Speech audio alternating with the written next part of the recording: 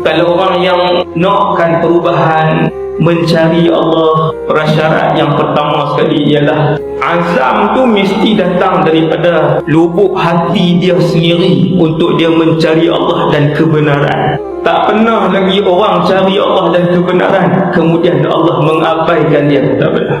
Setiap orang, agama apa pun dia, ketika mana di dalam hati dia mencari kebenaran, mencari pencipta, dia akan jumpa pencipta itu, dia akan dibawa sehinggalah bertemu dan belajar tentang kebenaran dalam kehidupan dia. Mesti.